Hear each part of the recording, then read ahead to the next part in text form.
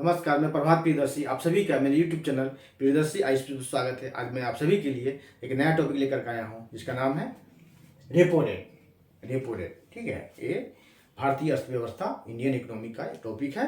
कुछ दिनों से मैसेज आ रहा था सर आप पॉलिटी कराएं, इकोनॉमिक्स कराएं, तो मैं सारा सेक्शन करवाऊंगा। हिस्ट्री का भी सारा section, modern, medieval, ancient, polity, current, science और बिहार स्पेशल तो चल ही रहा है, सारा सेक्शन करवाऊंगा। तो देखिए कि रेपो रेट कितना है। कल ही इसमें चेंजिंग किया गया है, 5 अगस्त को इसमें इसे बढ़ाया गया है। बढ़ाकर कितना किया गया तो 5.4% है। कितना?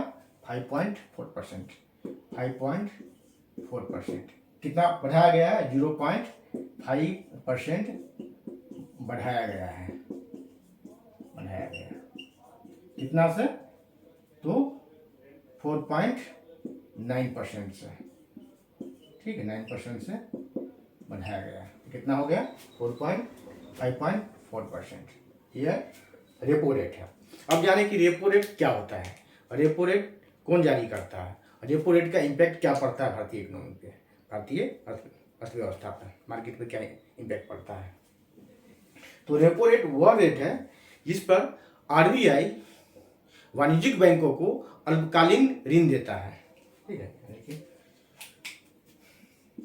रेपो रेट, रेपो रेट वह रेट है जिस पर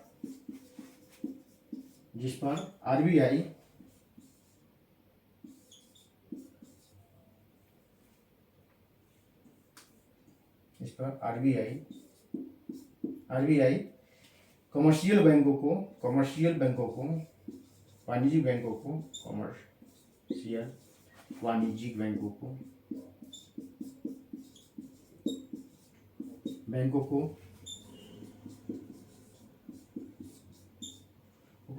ऋण देता है,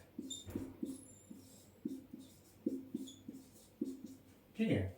रेपो रेट वह रेट है जिस पर आरबीआई कमर्शियल वाणिज्यिक बैंकों को अल्पकालीन ऋण देता है। यहाँ एक नोट कीजिए, अल्पकालीन, अल्पकालीन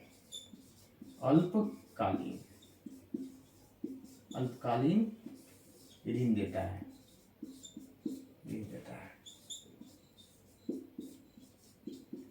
ठीक है। ये लिखा है अल्पकालीन, जो कहते हैं शॉर्ट टर्म।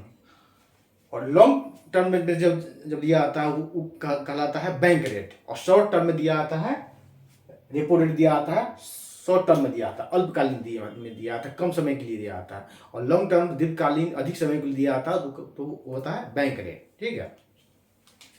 बैंक रेट, ठीक है। तो जारी इसे कौन करता है?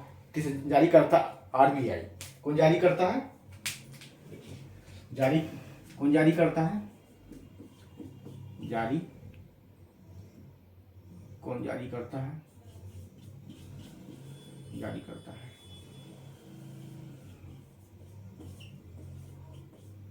ठीक है। तो आंसर होगा आरबीआई।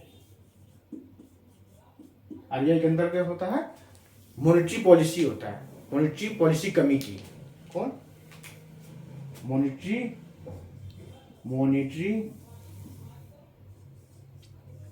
पॉलिसी कमेटी,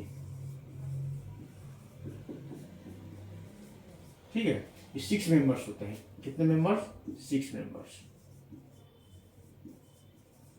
ठीक है। 3 आरबीआई से और 3 गवर्नमेंट ऑफ इंडिया द्वारा अपॉइंट होता है। गवर्नमेंट ऑफ इंडिया द्वारा 3 जो होता है गवर्नमेंट ऑफ इंडिया द्वारा नॉमिनेट होता है। जो है आरबीआई से होता है, आरबीआई के गवर्नर और एक डिप्टी गवर्नर और एक अन्य सदस्य होता है। और 3 सदस्य जो होता है ये भारत सरकार द्वारा नॉमिनेट होता है, अपॉइंट होता है, ठीक है। तो 6 मेंबर यही जारी करता है, ठीक है। ये repo rate, reverse repo rate, bank rate, जो मॉनेटरी पॉलिसी होता है, मौद्रिक नीति, यही जारी करता है आरबीआई। जारी 2 नीति होता है, एक मौद्रिक नीति, एक फिजिकल नीति। फिजिकल उसको बोलते हैं फिजिकल पॉलिसी, ठीक है। मौद्रिक पॉलिसी, मौद्रिक नीति, मौद्रिक नीति और फिजिकल पॉलिसी, तो फिजिकल पॉलिसी जारी करता है गवर्नमेंट ऑफ इंडिया, ठीक है, और मौद्रिक नीति मॉनेटरी पॉलिसी जारी करता है आरबीआई, ठीक है। तो ये मॉनेटरी पॉलिसी के अंतर्गत आता है। Repo rate, reverse repo rate, bank rate, SLR, CR, ठीक है, ये सब जारी करना है। तो अब इसका देखिए, अब इसका प्रभाव क्या पड़ता है, क्या पड़ता है प्रभाव, देखिए प्रभाव, इम्पैक्ट, इम्पैक्ट, प्रभाव क्या पड़ेगा, देखिए रेपो रेट, रेपो रेट, ठीक है, रेपो रेट, रेपो रेट बढ़ेगा तो लिक्विडिटी क्या होगा, कम होगा, लिक्विडिटी कम होगा, लिक्विडिटी हिंदी में बोलते हैं उसको तरलता, ठीक है, तरलता। अब देखिए इसे समझिए, पहले ये समझिए कि repo rate is inversely proportional to liquidity. Repo rate व्युत्क्रमानुपाती होता है किसके, तरलता के। तरलता क्या है, फ्लो ऑफ मनी है, ठीक है। अब क्या हुआ कि बैंक रेपो रेट बढ़ेगा तो तरलता कम होगी, तरलता कम होगी, मतलब कि रेपो रेट बढ़ गया तो आरबीआई ज़्यादा रेट ऑफ इंटरेस्ट पर वाणिज्यिक बैंकों को लोन देगा, तो बैंक के पास क्या होगा, पैसा कम हो जाएगा, मुद्रा कम हो जाएगा, मनी कम हो जाएगा, तो वही कहलाता है तरलता कम हो जाएगा। ये कम होगा तो क्या हो जाएगा, मार्केट में डिमांड कम होगा, मार्केट में डिमांड, मांग होते हैं डिमांड, ठीक है। और डिमांड कम होगा तो क्या हो जाएगा, मुद्रास्फीति कम हो जाएगी, मुद्रा,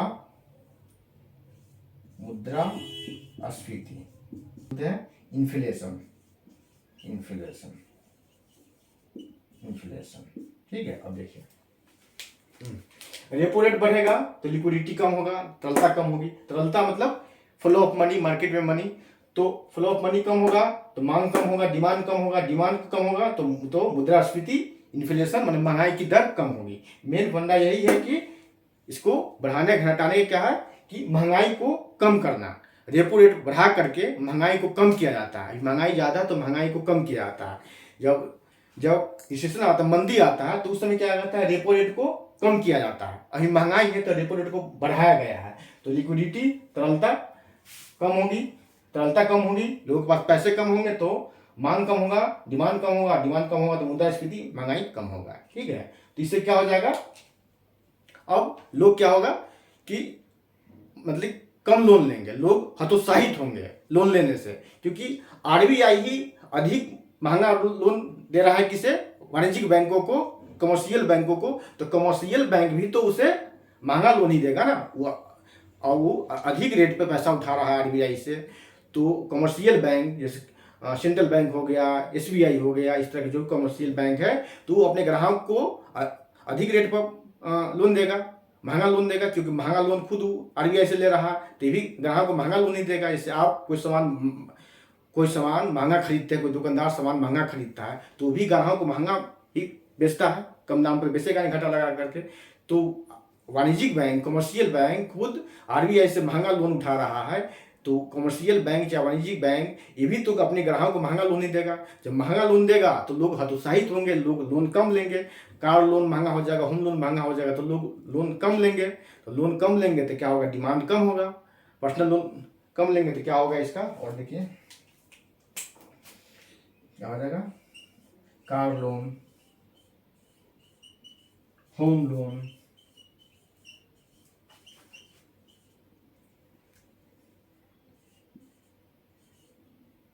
पर्सनल लोन,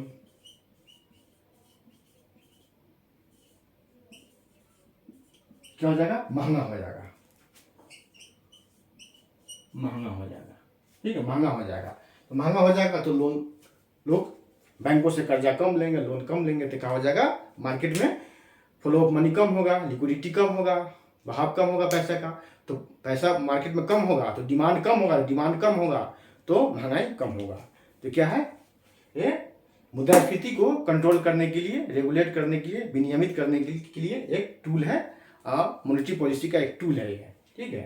मॉनेटरी पॉलिसी का एक टूल है, ठीक है। जारी कौन करता है अभी बता दिया, एक बार और देख लीजिए। रेपो रेट कितना परसेंट है, 5.4% है।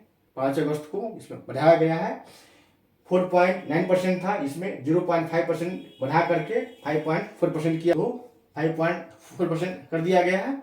अब क्वेश्चन आएगा कि रेपो रेट जारी कौन करता है, तो जारी करता है आरबीआई। आरबीआई के अंतर्गत क्या होता है, एक मॉनेटरी पॉलिसी कमेटी होता है जिसका गठन किया गया 2017 में, और 6 मेंबर्स होता है, 6 सदस्य होता है।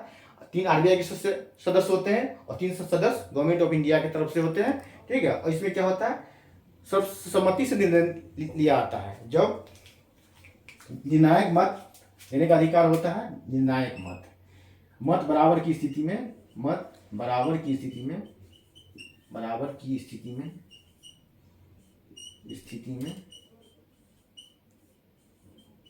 RBI governor